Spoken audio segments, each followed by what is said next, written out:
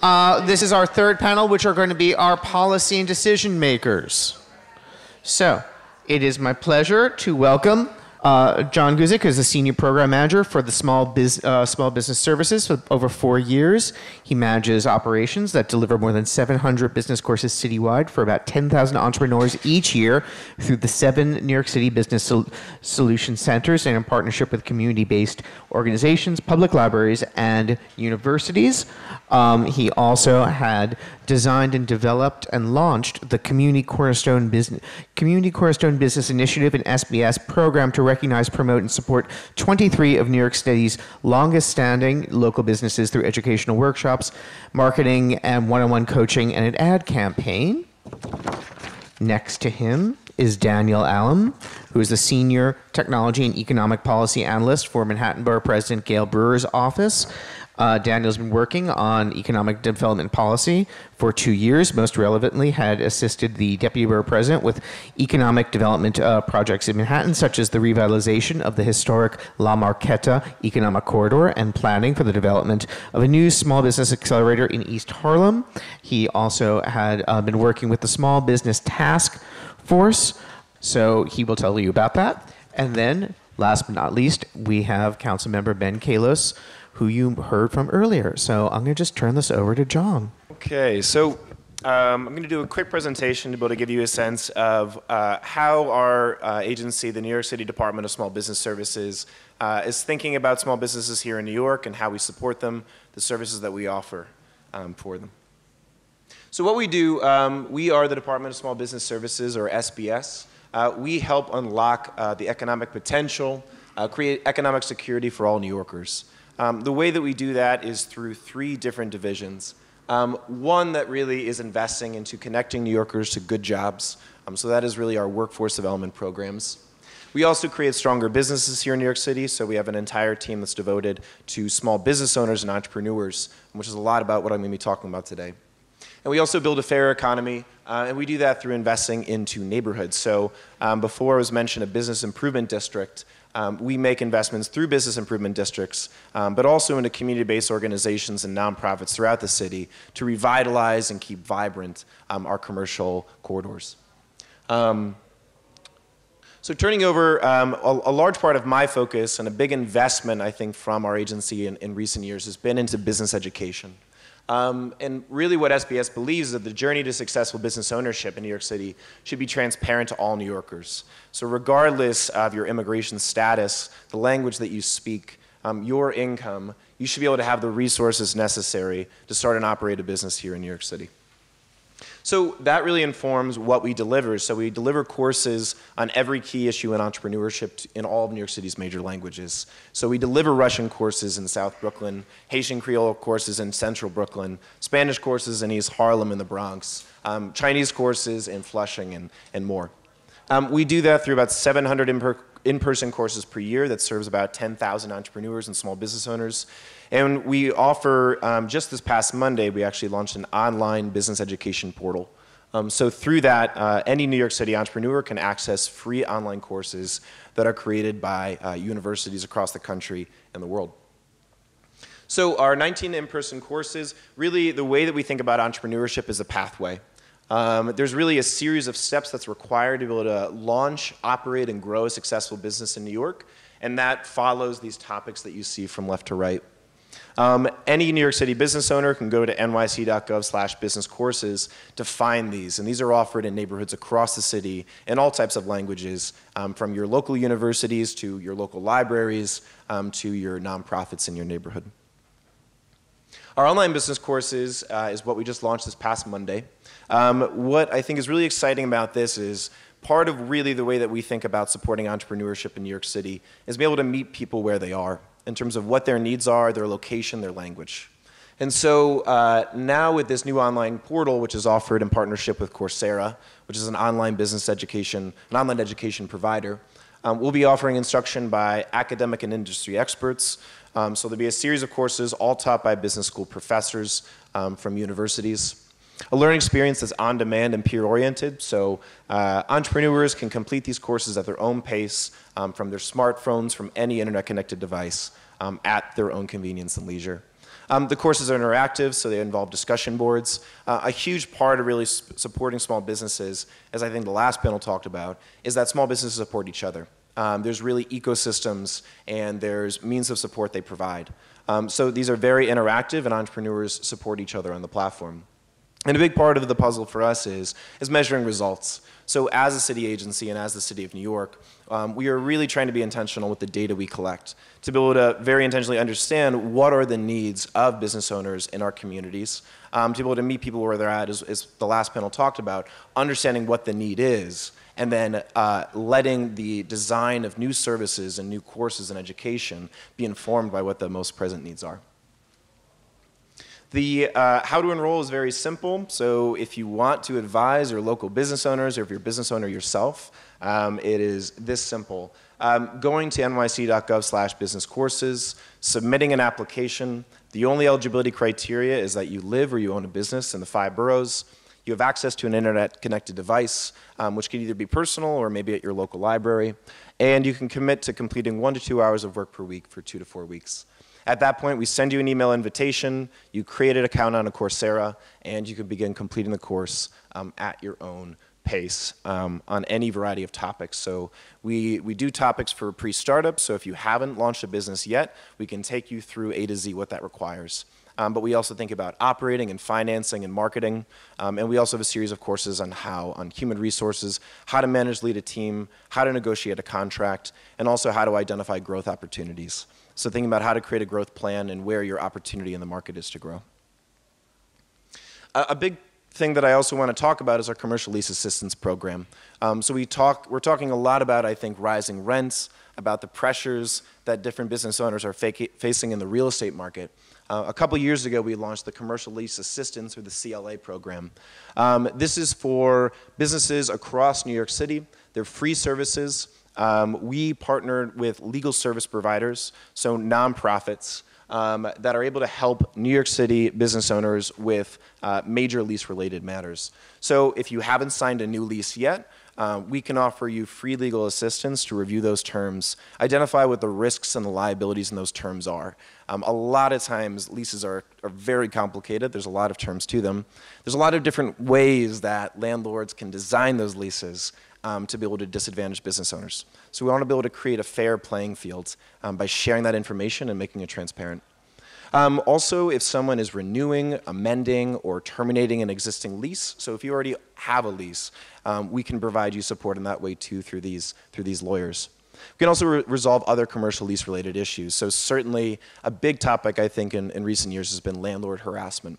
And part of what we do is we provide lawyers who can both talk with the business owner as to what their options and strategies are. They can also communicate directly with the landlord. And oftentimes what we see is once the lawyer gets involved and calls the landlord out on some kind of harassment that's happening, the involvement of a lawyer in and of itself is enough for a landlord to become a bit more responsible. So just to be able to give you a few examples, because I know this is a big piece of the discussion, when signing a new lease, a lot of times tenants may not adequately understand its terms. And that can lead, actually, part of it comes from landlords being pressuring the person to be able to sign very quickly before they have the time to understand what's in the lease. So part of what we do with the support of our legal service providers is tenants can learn and understand what each term in their lease means and which negotiation strategies are available to them. Another example is when renewing or amending or terminating an existing lease, tenants can face complications with that lease, including a lot of times there's so much turnover in terms of ownership in real estate in New York City because it is a very active market. What that can lead to, though, is that when they're renewing that lease, they can add new terms that are more stringent, and the tenant may not realize that fact when signing. So tenants can learn if their lease contains outdated terms. They can negotiate any new terms requested by the landlord. So before signing, because that's really the point of leverage that a tenant has, they can think about really where the amount of really ground that they have, the amount of negotiation and leverage they have to be able to get fair terms. When a landlord is in breach of the lease, tenants may not easily find recourse to resolve that breach. So there's a lot of ways that landlords can breach leases. For example, imposing unfair costs or burdens like, for example, taxes that really the landlord should be covering, or let's say there's disability compliance that the landlord should be covering. And landlords commonly become, like I said before, more responsive and serious about meeting their lease obligations once there's an involvement of a legal service provider. So eligible participants, if you own a small business that's located anywhere in the 5 boroughs, you don't own a franchise establishment, so you're not, in other words, a McDonald's or a Starbucks, you meet the income eligibility requirements of legal service providers, which overwhelmingly most New York City business owners do.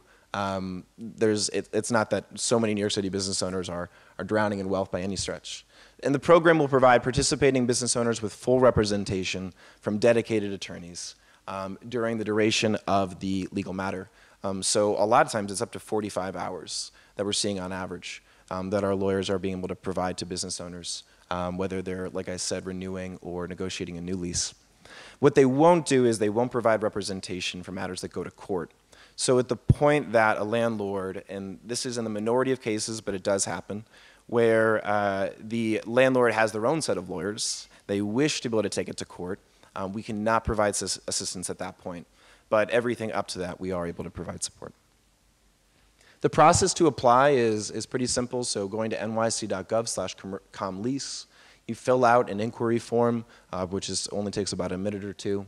And then you wait for a legal service provider. So one of these providers, all of whom we're in contract with, so Brooklyn Legal Services Corporation, Urban Justice Center, Volunteers of Legal Service.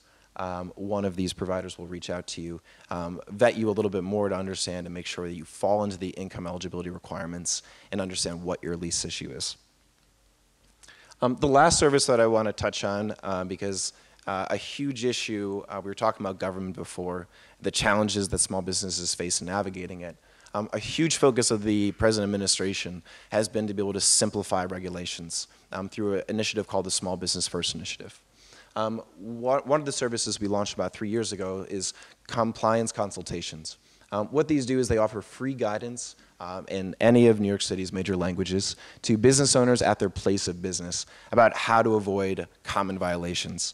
So, like I mentioned before, we collect a lot of data as the city, and what we're able to do over time is identify trends in terms of what are the violations that we're seeing repeatedly that business owners are, in a lot of cases, unfairly getting, and it's something that's very within their power to address. They just need to be able to have the support and the education to realize how to do that. So at the consultations, SBS staff can provide customized checklists. So they can think about what is the business owner's specific industry, where are they located, and think about what is the specific violations that this business owner, let's say a restaurant, is likely to incur, which oftentimes is things related to food temperature, let's say, which are very resolvable.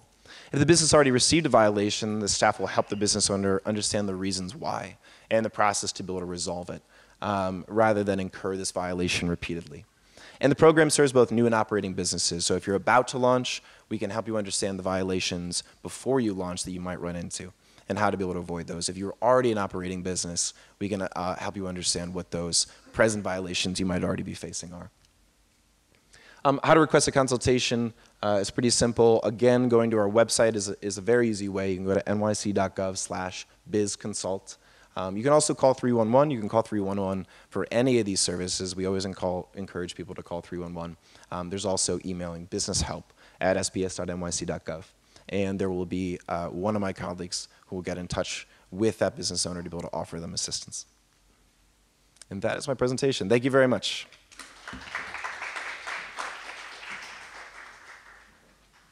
Hi, I just want to say before I start talking about some of the work that we're doing now, thanks to the folks at HDC for putting together a phenomenal group of people. You know, I went to school at Fordham, so seeing Madonia Bakery here was great. I used to go by there all the time. I highly recommend going, and if you're going to be there, also stop by Casa della Mozzarella. Phenomenal couple places in Little Italy. So I'm the Economic Development Policy Analyst with Manhattan Borough President's Office. And for the past few months, we've had our small business task force put together, which is comprised of community board members, small business owners, tenant advocacy groups, the Commissioner of Small Business Services, Greg Bishop, as well as State Senator Brian Kavanaugh. And we've been looking at a lot of the issues that have been facing small businesses in New York City. from rising rents to the transition from shopping in person to online retail, and looking at different solutions that can kind of target each of those problems specifically, and trying to find the best package that New York City can put together to fully address those issues. One of the immediate things that came about was kind of addressing the cognitive dissonance between advocates, people from Manhattan who walk the streets and see these vacancies, that see these small businesses struggling, and people on the other side of the table, whether those are real estate brokers or landowners, who don't think there's a problem, who say rents are falling, we're slowly seeing the decline of chain retail, and don't really recognize that rents are falling from an incredibly high point. It's not like falling enough to really make a difference for a lot of our small business owners. So one of the first things that are coming out of our task force is the establishment of a city-mandated vacancy database for storefronts, requiring landlords to report to the city, this is our property, it has this tenant, it has this use case, so we have the certificate of occupancy so that people can say, hey, this is a vacant space that I can move into. So that the government can track trends in specific neighborhoods, so we know which industries are suffering, and we can perhaps create policy that's targeted towards those industries to provide relief when necessary, but also so that we can track the efficacy of any other policies that are put in place. I know that Ben has a huge history in data, and data is very important when it comes to government. We need to have that information to kind of set the tone for any conversation that we're going to start. So that is incredibly important to us, and it's something that we've been looking at and defining and redefining and showing what field should we be including. So we're including square footage. We're looking at what floor of the building is this space on. What's the square footage? Like I said, what's the use case of it?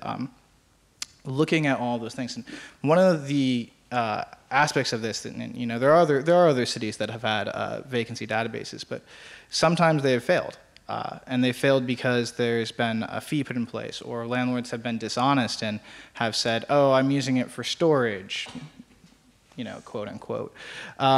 So creating a database that's not punitive, so punitive that landlords will not provide the information, so that we can actually have a clean data set.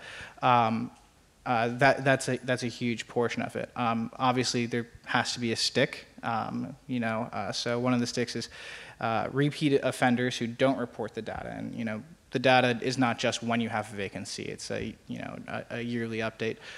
We'll have higher fines for not reporting. So making it a mandatory part of your process and reporting it to DOF as you would your taxes. And one of the things that really kind of spawned this was back in 2017, our office did a survey of all the vacant storefronts on Broadway from Battery to Inwood, and we found 188 different vacancies. Over 58% of those stores you looked into, there was nothing there. You could not tell what the store was. You had no idea. These were just papered up windows, vacant spaces that were graffitied, that were left to rot, and really distracted from the value of the community.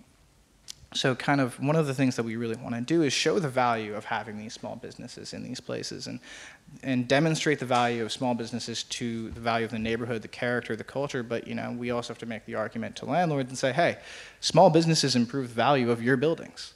I don't want to go live in a place that has Rite Aids and Duane Reads and KFCs and all up and down the blocks. That's not where I want to live. So kind of making those arguments and showing how we can do that. So at the end of our task force, we will be publishing a report kind of demonstrating a number of these things that we've been talking about.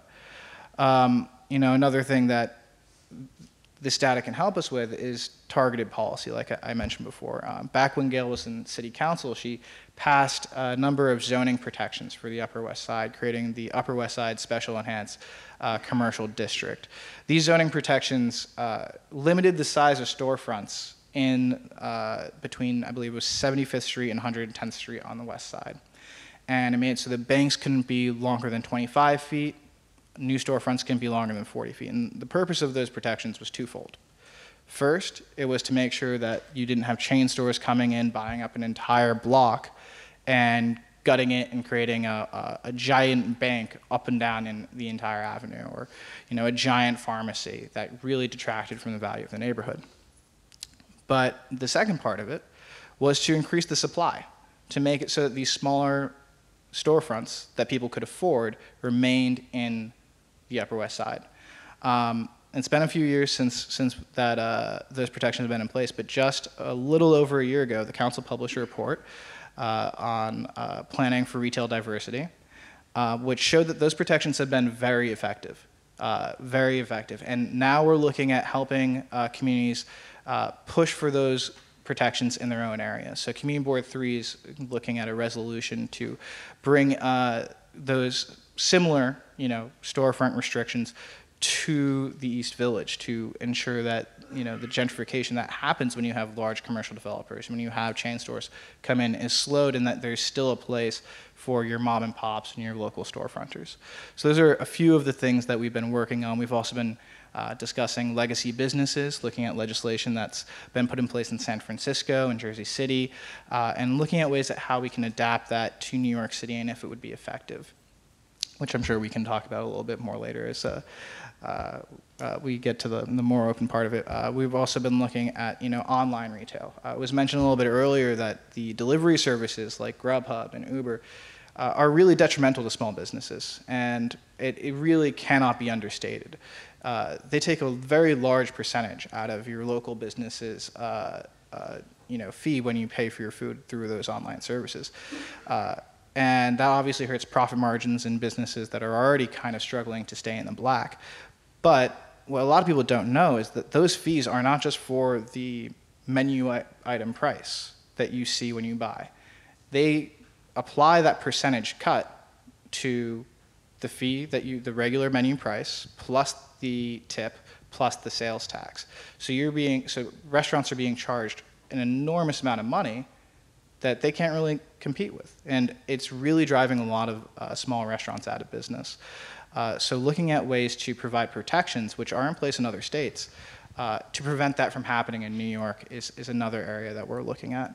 And I think that I should probably stop talking so we can get to Ben. So I'll cut it off there, but I'm always around if you want to talk more. Thank you so much. Yeah. I look up to our Manhattan Borough President, Gale Brewer, so much. She's one of the few elected officials who has successfully downzoned her neighborhood. And what I will say is CB8 has already passed a resolution for mom and pop zoning. So with all due respect to CB3, CB8 first, please. And we've been I've been trying to work with Civitas and other and HDC and anyone who's interested in raising money to do such a zoning text amendment for the East Side. Incidentally, we used to have a mom and pop zoning on the East Side on 86th Street. And apparently, does anyone remember 86th Street in the 80s? And so what did you go there to buy? So in the 80s, it had converted from Germantown to people went there to buy electronics, because what had happened is it was rezoned to save the old Germantown businesses, and they ended up getting displaced by a group of electronics retailers, and the community ended up saying, well, if we weren't able to save Germantown and we ended up with electronics retailers who weren't exactly mom and pop, it actually felt like everyone was related or the same company with just the same different storefront names. So the CB8 actually repealed that. And I'm interested in seeing if we can learn from our borough president and how we can do it here. Just by way of some of the facts, between 2010 and 2014, Manhattan commercial rents in the commercial corridors soared by 89% according to CBRE.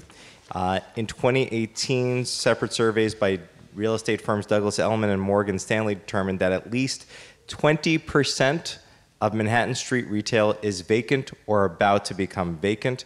This is a higher percentage than the city itself estimated.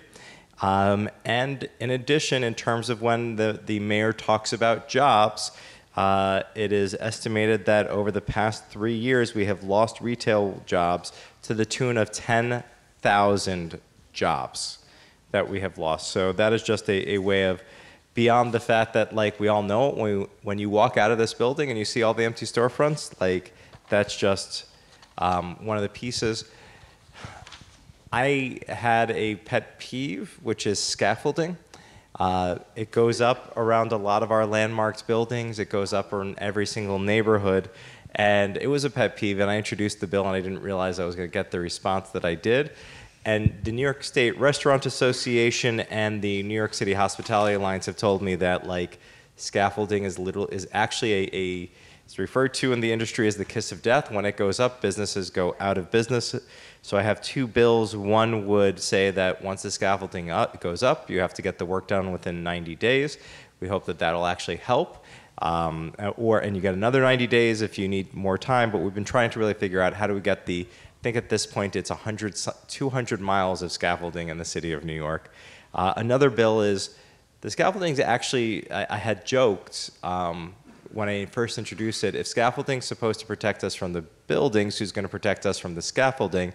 And then it literally started falling on people, injuring people, and destroying their lives. So we asked why, and it turned out it's because they were allowed to self-certify that they had put it up properly. We're still having trouble trying to get this pushed, and I will tell you in part it's because a lot of real estate money makes its way into politics. Folks were talking a little bit about quality of life and businesses. And in our district, I have a problem with one. So I don't go there. It's called Starbucks. It's a fight. It's a source of consternation between me and my spouse. But as a multinational conglomerate, they don't really care about how much trash they leave out or how many violations they get. I wrote local law 70.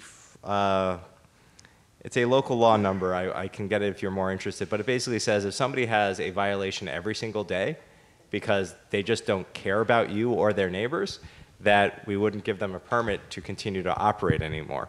And what we found is small businesses take care of their neighborhoods. They're active. They're part of the PTAs. They donate here and there, and they take care of their block. And when we have those large corporations move in, they just couldn't care less.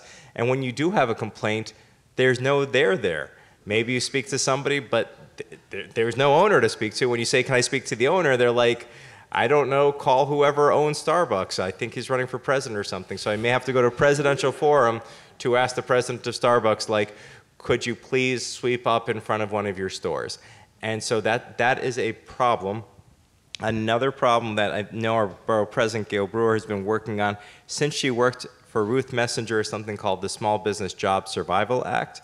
So attorney, I'll tell you there's some constitutional questions there, but it would create a right to a minimum 10-year lease. It would create a right to renewal, and it would create a right to arbitration so that folks can be protected and remain in their businesses. I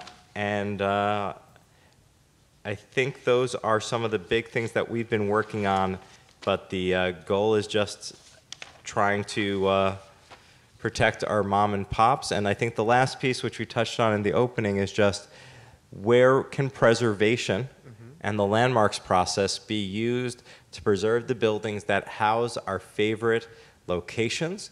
Oftentimes, the buildings reflect the commercial use, and how can we tie them together in a way that might actually preserve those restaurants, those small businesses, those the cultural related organizations, whether it's preserving what's left of Germantown or the Hungarian community or the Czech community in this neighborhood, or we just rezoned East Harlem. East Harlem has been known as El Barrio. I have the privilege of representing it.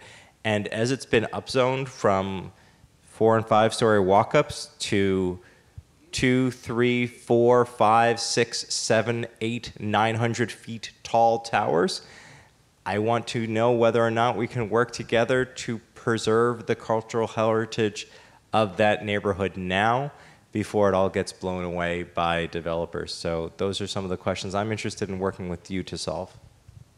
Thank you. I'm going to open this up to questions in a sec, although I do want to say I'm horrified by the concept of 200 miles of scaffolding. I believe that New York City only has 483 miles of road. So that's, about 40%. different? That's really kind of terrifying.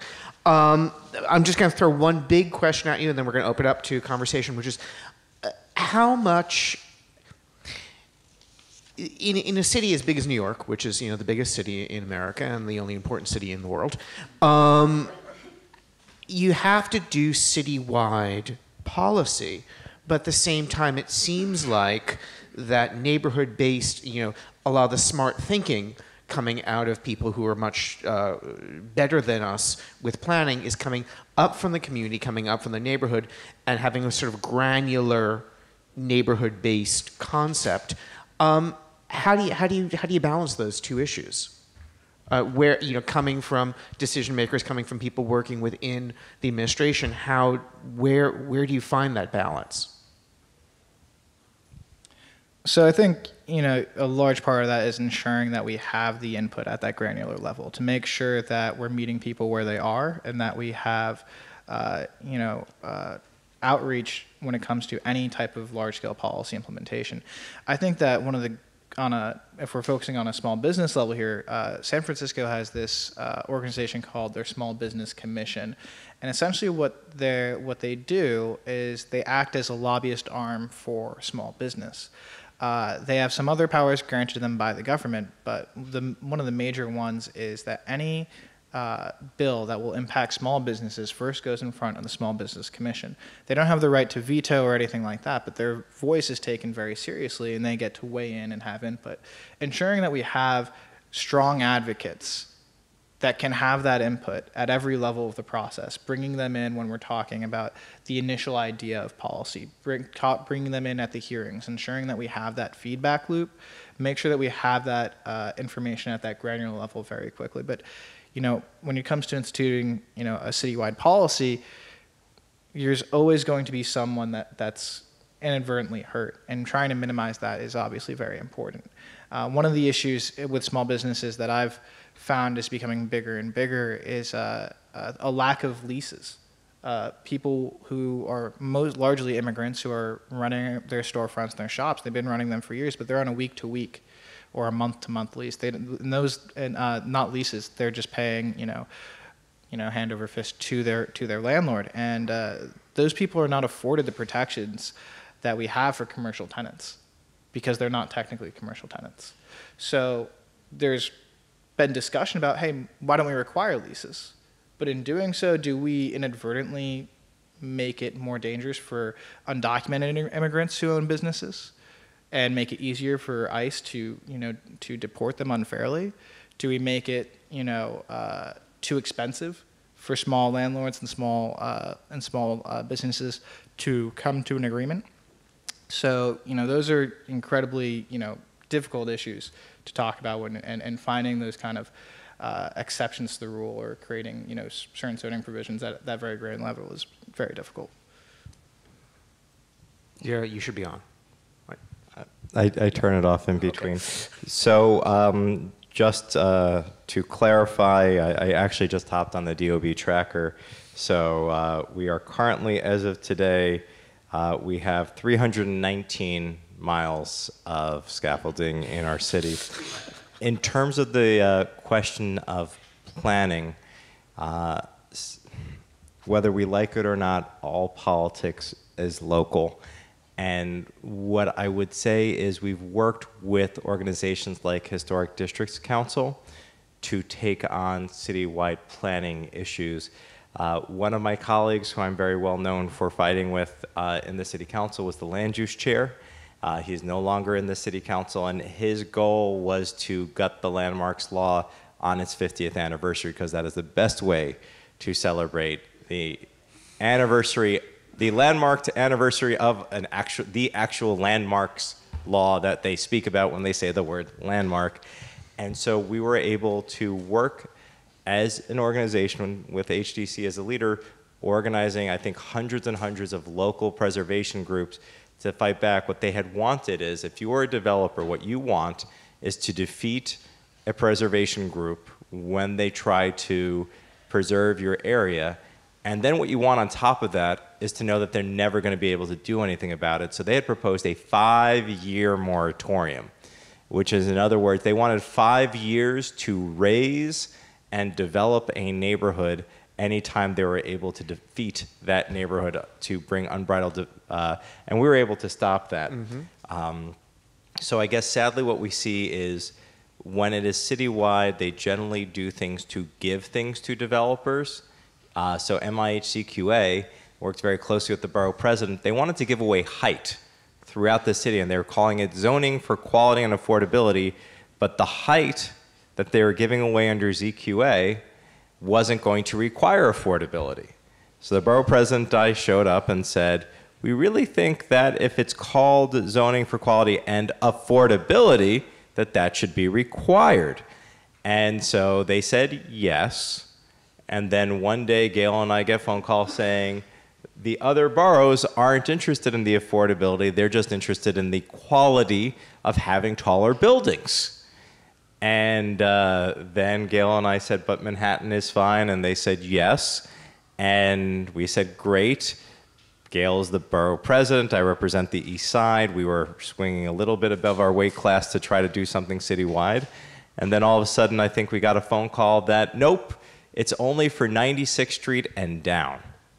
And so that was my district. That was those that I had control over below 96th Street.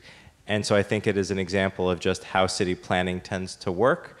And the only way to win is to make sure that, at least at the council level and at the borough president level, you have folks on the ground who have binding votes who can have a say. Is my recollection of the ZQA accurate? Yeah, unfortunately, yeah.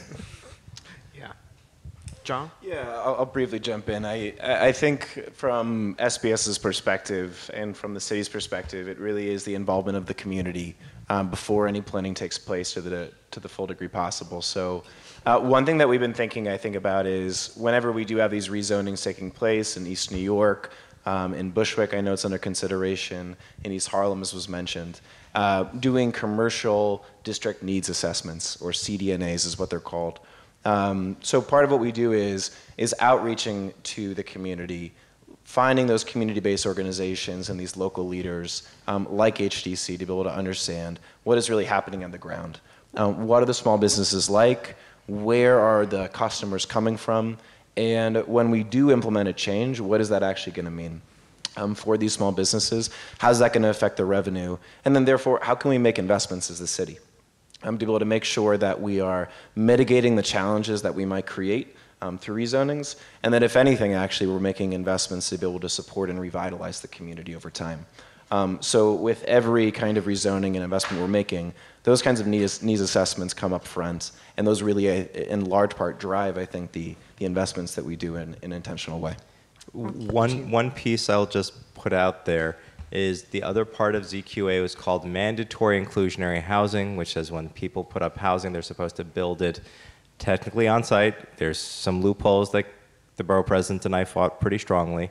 But one of the things I've also been pushing is, in addition to having mandatory inclusionary housing, we should have mandatory inclusionary commercial spaces. I was chair of the Planning, Dispositions, and Concessions Committee, and as we were giving away city land to developers to build affordable housing, I would ask people, are you going to have first floor retail? If you're going to have first floor retail, is it going to be a big box store? Is it going to be a chain? Or is it going to be a mom and pop? And I was fairly good at working with HPD to put income restrictions for the buildings on their commercial space, which put a ceiling on how much they could charge, which would usually put those spaces below market. And at that point, the community would often try to find a community development partner, like a nonprofit, to provide child care or senior care or some sort of program that the community needed, or just getting the type of commercial space that folks might want in the neighborhood that wouldn't be another Starbucks or McDonald's. Okay. I had two questions. One is, and I think it was several years ago, in terms of the scaffolding, to actually design scaffolding that was attractive. And if it were attractive, no matter how long it was up, and you had signage that was clear as to what the business was underneath it, it would help the consumer understand what was there and continue to support it going by. the new traffic lights that have just been approved are the ugliest things in the world. And when I said, how did that happen? The answer that came back was, they came in on budget. I mean, it was unbelievable. So there's got to be a way to institute a design competition that gets the scaffolding up there, and everybody agrees that this will be the new standard. So that's one thought. And the other is Hudson Yards has this fabulous new complex, but you can walk around on the ground floor and you can't get a cup of coffee. So it's not a neighborhood in the traditional sense of what you're trying to accomplish, of getting people to the Jane Jacobs philosophy of getting out and mingling with your neighbors when these kinds of complexes continue to be allowed to be built. On the issue of scaffolding, on behalf of my brothers and sisters at SBS, Greg Bishop, the commissioner, has been very focused on this issue. They did a design competition, and you can actually see one of the winning bids on 86th Street and 3rd. It's called Umbrella or what have you. And I believe Friends of the Upper East Side Historic District gave them an award for it. But by the way, it's illegal because Mayor Bloomberg said it had to be a certain shade of green and it had to be what have you. And one of the issues that we do see is in that particular instance, it's 20 feet of commercial, and then there's co-ops and condos above it, I believe. It's the old Jefferson's building. And so I feel a little less sympathetic because you have an owner involved. They have a role in their co-op. More often than not, we have first floor retail, and then you might also have first floor residential or somebody on the second floor. So you end up having a situation where somebody's view is now just like looking under the scaffolding. And so there's an issue of where it's sometimes being used to harass tenants and try to force them out. There's situations where people just throw their trash there or other things accumulate there. So it is a big problem. But I do like the umbrella scaffolding, and it is a good idea, and I will try to see if there's a way for me to get that to be more allowed. Or tweaked, you know, so that it does a better job from a height standpoint. Yep. It was a pretty design. Yep. One of the things I've noticed, say in the East 20s in scaffolding, is not only what they do is also during the week when they're working till 5 o'clock or so, they have portable horses that are that take up at least one lane basically. So the trucks can pull in and basically unload whatever supplies they have of goods. But what happens after they finish construction for the day, those portable horses are still out, and they're still taking up half the street, specifically on 22nd Street. They want them for years on this massive building between Park and Fifth. And I see that all over the city. And when I complained to one of the construction supers, he said, well, we pay for that, right? Which I didn't quite believe. But is there any way they can get these people, these construction workers, to just dismantle these plastic horses so, cars can move again? Because, it always creates bottlenecks for traffic on the side streets, certainly in these corners. That is the part of the scaffolding legislation that I thought people were going to care about most. So I don't own a car. On occasion, I will rent a Zip car or another type of vehicle like a Hertz or whatever. And I'll be driving, and you hit traffic. Has anyone been caught in traffic, and there's like a horse out or something like that, and you look around and there's no construction workers to be found. You just sat in traffic for an hour to go 1 block for no reason. So that is the part that I thought people were going to care about. So in the same legislation, it would say you have to remove the horses within 1 or 2 hours of when the construction started or completed. That being said, the borough president's office can work with you in the 20s. I can go a little bit out of district to try to help. DOB is saying that there's a reason that they need that space, and then DOT is being overly generous to allow them to block it permanently instead of saying, no, you should only do it during construction. But that is just making sure the agencies do their jobs. Okay. Yep. And if you want to... One last? Talk to them. Unless you want to respond.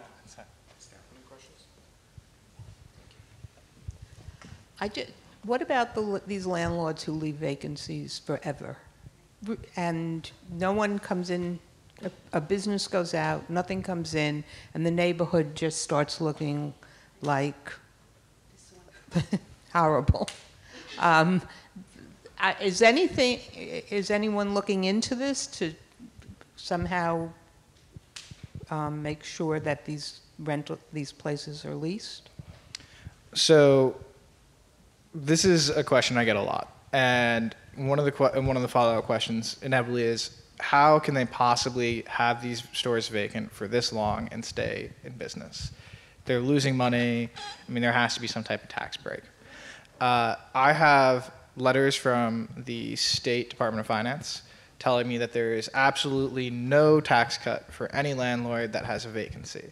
However, that said, the vacancy rate is kind of established by neighborhood, and it's a median rate by neighborhood. And if you're below the average rate, you do get a slight reduction in your property valuation, so the value that the tax is applied to is a lot lower.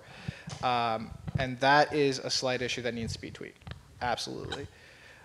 But one of the biggest problems is, again, that we don't have the data on, is that space even leased? Because there are vacancies where the space is leased but unoccupied, where the small business went out of business and had either still paying their rent or canceled their lease, and they're looking for a new tenant, and it takes a very long time, and there's like a million other excuses that we hear.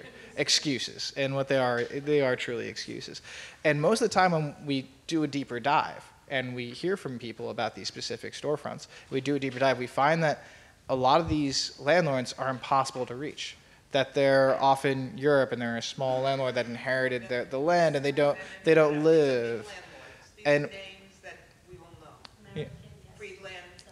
And there are those as well. But from our work, we found that some of the most toxic ones have been ones that you can't get in touch with, where the tenant doesn't even know their landlord's name, where it's impossible to find their information. So part of the legislation that we'll be passing is ensuring that we have a direct line of contact to the landlord, that we have an appointed individual who you have to get, have to provide the information for, and also requiring a response so that when tenants reach out, the landlord can't just say, oh, I'll get to it later. So defining what a response is and requiring that will hopefully go some way to solving some of the issues and barriers between tenant and landlord, and also go a good bit of the way to helping us as policymakers to pressuring landlords to, actually rent those spaces. Some of the biggest landlords, though, are churches, though. They own, like, so much of the city. It's unbelievable. But in this neighborhood? No, I'm just saying in general, though. Right. I mean, Abyssinian owns, they're on 125th Street, they own that Pathmark that went out of business. So just to add to that, I didn't know your bill did that, because we've been working on similar legislation, because we're trying to do something where we want all the corporations and LLCs in the city of New York to have to share their human identities. So not just give us a number, but actually tell us who the humans are who own everything. And something that I'm hoping that our state legislators will do is create something called a vacancy tax, which says that you can't just leave it vacant, and that there's a penalty.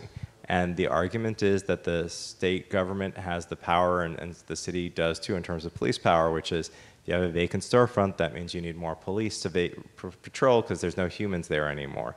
And if there's nobody there and you need police there, you also need more sanitation because nobody's sweeping up in front of there, and so on and so forth. So there's a lot of reason why we should charge more for vacancy. And I also have legislation that was actually signed into law that says if you have affordable housing that's getting city subsidies, you can't actually leave it vacant either, which happens all too often. So all these are valid questions and things we need to work on as a city, and we just need to get people elected who aren't taking money from real estate, because then they say one thing and then they take more money from real estate. Well, I'm going to actually cut this, but we're going to continue the conversation over food as, the proper way of doing things. I'd like to thank all of our panelists for today. They've been terrific.